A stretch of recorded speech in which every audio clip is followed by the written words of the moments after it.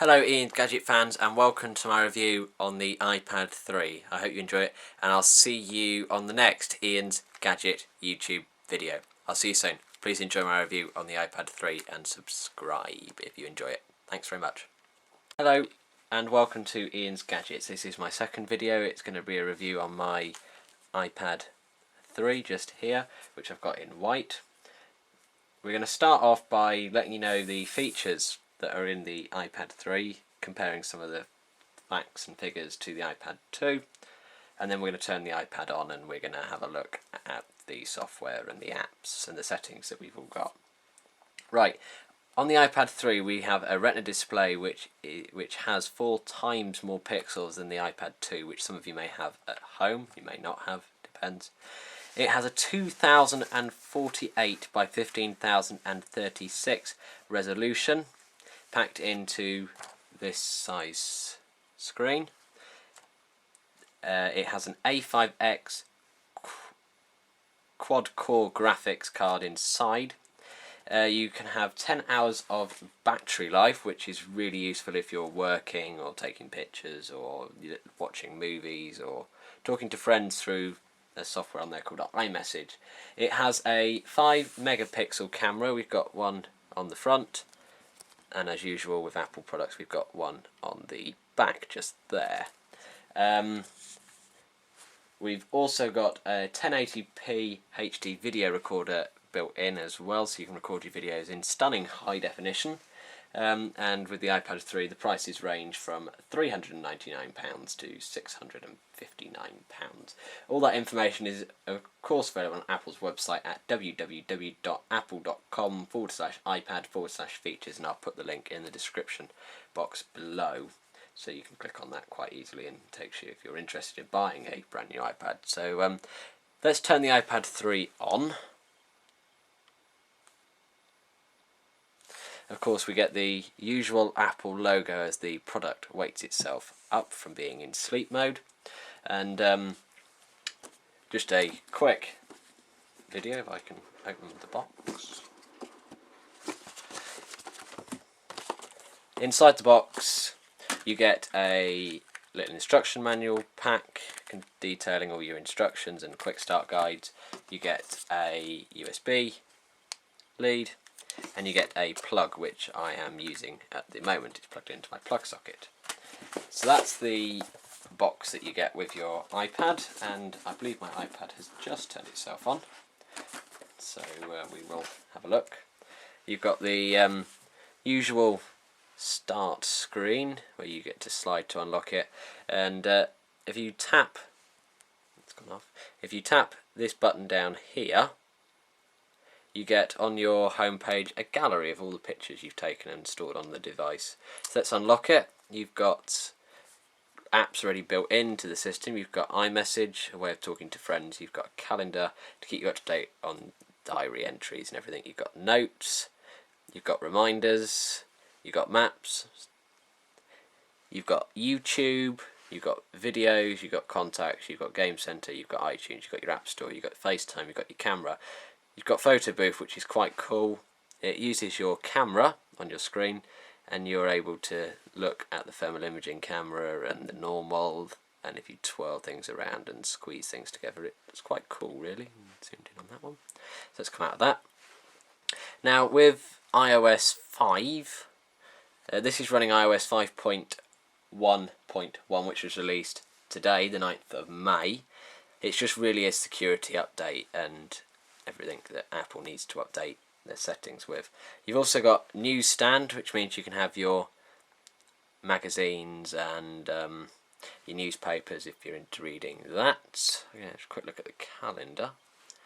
As you can see, go week, go day rather. You can see the calendar. You've got quite a nice clear layout. You've got all your events. Oops, will be listed down here. And then you've got all your events which you use times for, so if you have an exam at 10 o'clock and you can block things in and do meetings and everything. It has it moves around however you move it around, so you can have it like that, or you can have it backwards if you wish. That's better. Zoomed out. There we go. Right, on my version, we've got a whole load of different apps. We're not going to spend any time looking at those. Let's look at the settings menu. Now you've got all your usual settings and everything which you can fiddle about with if you get one. Your iCloud, which is all your stuff stored in the cloud. You can decide what you want. You can have your emails, your contacts, your calendar, your reminders, your bookmarks, your notes, your photos, your documents and data, and Find My iPad, which is a cool app, but I won't explain that because it takes forever to set up and everything. You've got your store, you've got your photos, you've got all the different settings for everything. With iOS 5 it's integrated Twitter, which means you can use Twitter to post your pictures and everything. Let's turn it out the right way.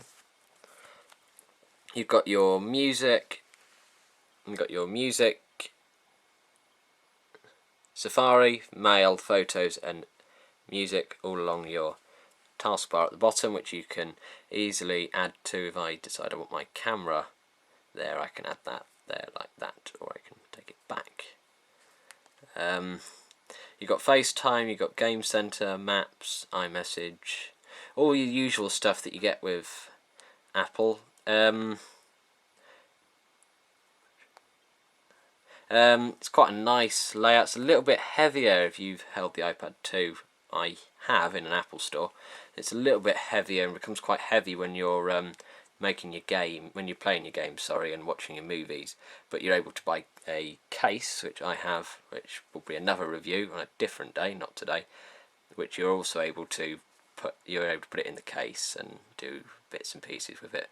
We're going to take a quick look at a video. We're going to have a quick look at the weather rather, and see how clear the graphics are. So this is the weather for Reading at the moment. As you can see, it looks quite clear. I know it's backwards from what you're looking at, which is rather annoying. And no, it's not.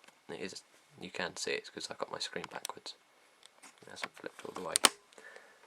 So it looks quite clear from what you can see. I'll look a bit closer. So crystal clear graphics, I have to say. I haven't seen anything any clearer.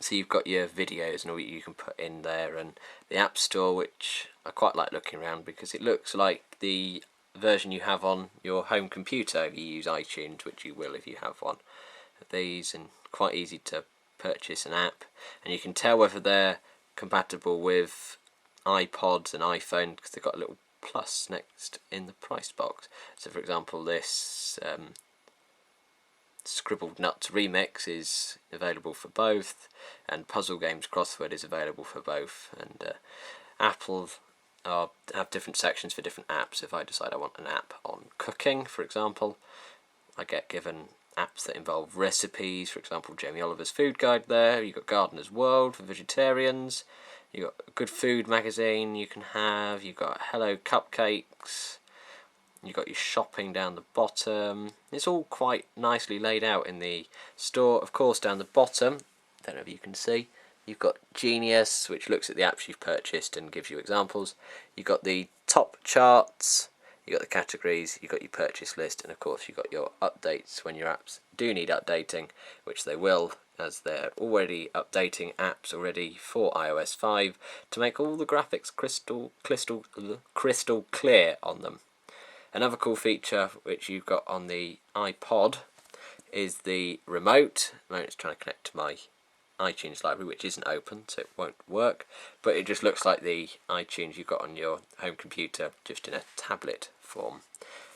Right, that has come to the end of my review on the iPad. Personally, I think it's a good investment if you can save up from £399 to £659. That's for the 64 gig in 4G. This one is a Wi-Fi one, which means you can connect to your home hub at home, or you can go out on the move and use free Wi-Fi services available anywhere up and down the country. If you're a subscriber to BT, you can use BT Open Zone. You've got your notification centre from the top console that comes down. That concludes my review on the iPad. If anyone wants me to do another one, more detailed one, please do get in touch. The email address is iansgadgetchannel@gmail.com. Again, I'll put the link in the description box below. And that's it for a little while for my videos. I'm going to take a break. That's 2 within 1 week. I'm going to take a break. I'm going to think of what topic I'm going to complete next, and I will upload a video as soon as I've decided what I'm going to upload my video on. So thanks ever so much for watching. Please subscribe, and there'll be more reviews and gadgety websites coming up in the next Ian's Gadget. See you soon. Bye bye.